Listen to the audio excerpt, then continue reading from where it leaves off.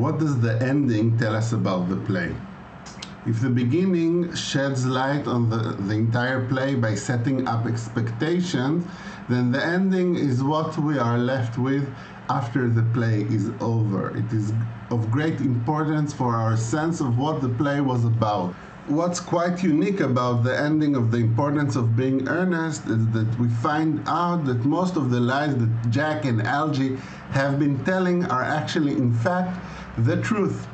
Jack said he had a younger brother, and it turns out that he has one, even though he thought he was lying. Algie said he was Jack's younger brother, which turns out to be the truth, even though Algie thought he was lying and pretending. To quote directly from the third act, from Act 3, Lady Bracknell says, "I am afraid that the news I have to give you will not altogether please you. You are the son of my poor sister, Mrs. Moncrief, and consequently Algernon's elder brother." And Jack answers, "Algie's elder brother? Then I have a brother after all. I knew I had a brother. I always said I had a brother. Cecily, how could you have doubted that I had a brother?"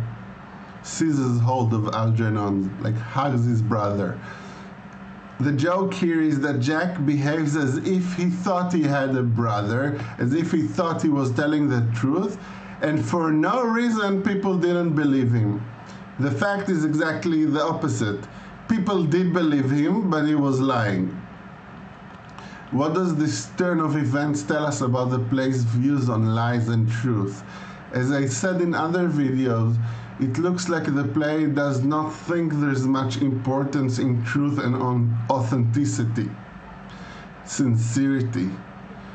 What seems important to the characters is surfaces and what people seem to be, not what they are, what they seem to be. I don't think the play criticizes this point of view, except maybe by making fun of the characters and making them seem silly. But all of the characters in this play are silly. Early in Act 3, we have a conversation that puts forward the idea that appearance is more important than objective truth. To remind you, the women are angry at the men for lying. And Cecily says, "Gwendoline, your common sense is invaluable. Mr. Moncrief," that's Algie, "kindly answer me the following question. Why did you pretend to be my guardian's brother?" Algie answers, "In order that I might have an opportunity of meeting you. For a change, he is telling the truth, but we'll see that it does not matter that it's the truth. For the girls, it doesn't matter that it's the truth. The important thing that he said it." Cecily to Gwendoline, "That certainly seems a satisfactory explanation, does it not?" Gwendoline, "Yes, dear, if you can believe him." Gwendoline suggests that he might be lying, that he probably is lying. Cecily says, I don't believe him. But that does not affect the wonderful beauty of his answer. So she doesn't believe it's the truth, but it's still beautiful. Cecily says that Algie is probably lying. I don't believe him, but it does not matter. What's important is that the answer is beautiful, that it is aesthetically pleasing, it is romantic, it is flattering. Who doesn't want to hear, "I did this all for you, I lied for you, I represented myself falsely just for a chance to meet you"? Gwendoline continues, True. In matters of grave importance, style, not sincerity, is the vital thing." In one sentence here, Gwendoline summarizes the argument. Style, the way things are presented, the way you say something, is more important than sincerity, is more important than telling the truth. Beautiful lies are more important than ugly truths. Mr. Worthing, that's Jack. Mr. Worthing, what explanation can you offer to me for pretending to have a brother? Was it in order that you might have an opportunity of coming up to town to see me as often as possible. Gwendolyn, typically of her character, doesn't even let Jack figure out the pleasing answer by himself. She gives him the correct answer as part of the question, so he'll get the hint and say the right thing. Jack says, "Can you doubt it, Miss Fairfax?" And Gwendolyn continues, "I have the gravest doubts upon the subject. I don't believe you, but I intend to crush them. I intend to believe you." This is not the moment for German skepticism. Their explanations appear to be quite satisfactory, especially Mr. Worthing's, right, the one I invented. That seems to me to have the stamp of truth upon it. She moves from having grave doubts to deciding to crush them. She's willing to take anything as the truth because it sounds good, because it's what she wants to hear, and especially the lies or the version of the truth that she actually made up herself for her partner. "I am more than content," Cecily says, "with what Mr. Moncrief said. His voice alone inspires one with absolute credulity, with wanting to believe him. The voice, something rather superficial, makes her believe him, not his character or any proof." Right? She doesn't know him very well, and he doesn't prove anything. Gwendolyn then says, "Then you think we should forgive them?" Cecily says, "Yes, I mean no." Gwendolyn says, "True. I had forgotten. There are principles at stake that one cannot surrender. Which of us should tell them? The task is not the pleasant one." Then they decide to speak together. "Your Christian names are still an insuperable barrier. That is all. The problem that remains is a very superficial one, like we discussed, the name Earnest. And that's what's going to prevent them from marrying, at least for now." The very last revelation in the text sets this right, the problem of the Christian name of Earnest. At least for Jack, if not for Algie. And anyways, Gwendolyn was more insistent on this than Cecily, I think. But it sets things right in a way that leaves the audience in some doubt, the reader in some doubt. Let's read the final scene. This is after the mother approves of the marriage and we discover Jack's heritage. Gwendolyn says to Jack, "My own, but what own are you? What is your Christian name now that you have become someone else?" Good heavens, I had quite forgotten that point. Your decision on the subject of my name is irrevocable. You won't change your mind, I suppose? Skipping ahead a little bit, Jack says, "Then the question had better be cleared up at once. Aunt Augusta, a moment. At the time when Miss Prism left me in the handbag, had I been Christian already? Was I given an official name? Every luxury that money could buy, including christening, had been lavished on you by your fond and doting parents. So he has a name. Then I was christened. That is settled. Now what name was I given? Let me know the worst." Lady Bracknell says, "Being the eldest son, you were naturally christened after your father. The tradition is to name the elder son after his father. So if you know the father's name, you'll know the son's name." Jack, irritably, "Yes, but what was my father's Christian name?"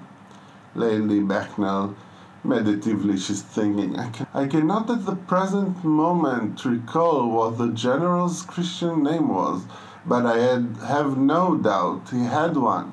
He was eccentric, I admit, but only in later years, and that was the result of the Indian climate and marriage and indigestion and other things of that kind."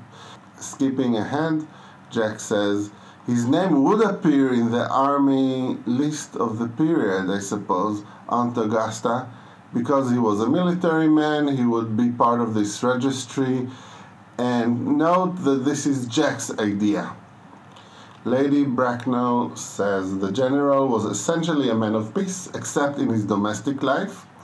He was officially a soldier, but he mostly fought at home. It's a joke. But I have no doubt his name would appear in any military directory. Jack says, the army list of the last 40 years are here. These delightful records should have been my constant study. Rushes to the bookcase and tears the books out. M generals, Malman, right, he's looking at the M's.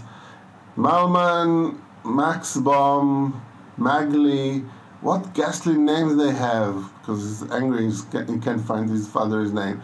Markby, Migsby, Mobbs, Moncrief, Lieutenant 1840, Captain, Lieutenant Colonel, Colonel General 1869. Christian name, Earnest John. Puts the book very quickly down and speaks quite calmly. Notice that he's putting it down quickly so nobody else can look. So he discovers that his real name is actually Earnest, even though his second name is still John. But notice that he is the only one who looks at the book. Actually, we can't be sure that he's actually looking at the army directory. Jack continues, I always told you, Gwendolyn, my name was Earnest, didn't I? Well, it is Earnest after all. I mean, it naturally is Earnest. Notice that he's repeating himself. Maybe he's not sure what he's saying. Maybe this is because he's the excitement of the day, but maybe it's because he's still making it up as he goes along. Maybe. Lady Bracknell says, yes, I remember now that the general was called Earnest. I knew I had some particular reason for disliking the name. Possibly she's misremembering. Possibly she has reasons to cooperate with Jack Earnest in order to bring this marriage forth, which is now a very eligible one. Maybe it's the truth. And his father's name was Earnest, and he's Earnest as well. Gwendolyn, Earnest, my own Earnest. I felt from the first that you could have no other name. Jack says, Gwendolyn, it is a terrible thing for a man to find out suddenly that all his life he has been speaking nothing but the truth. Then they can all hug, it's the end, it's the happy ending. In a tragedy, the protagonist might find out that everything he believed in was false, that he has been living a lie, and that would bring his ending. Like Oedipus believed that he was a good king and a deserving one, but then he discovers that actually he killed his father, the king, and married his mother, the queen. That his entire life was built on falsehoods. In Wilde's comedy, the protagonist, Jack, discovers that all he has been telling all along was the truth. This is shocking. As Earnest says, it is a terrible thing for a man to find out suddenly that all his life he has been speaking nothing but the truth. It's a terrible thing. But possibly he's still lying. In the 2002 film version of The Importance of Being Earnest, we see that Jack is actually lying. We get a close-up of the book showing that his father's real name is John. But in most versions, it would be left more ambiguous. The better option is to leave it more ambiguous, because ultimately for the play, the important thing is not who you are, not the truth, but who you say you are. Your style, your presentation, your performance.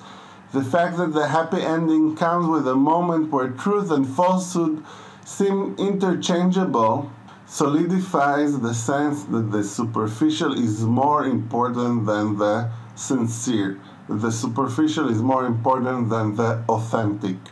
I don't know if you want to live by this point of view. As some of you may know, Oscar Wilde was living a kind of double life that exploded in his face and brought his downfall. So maybe this fits comedic characters more than real people.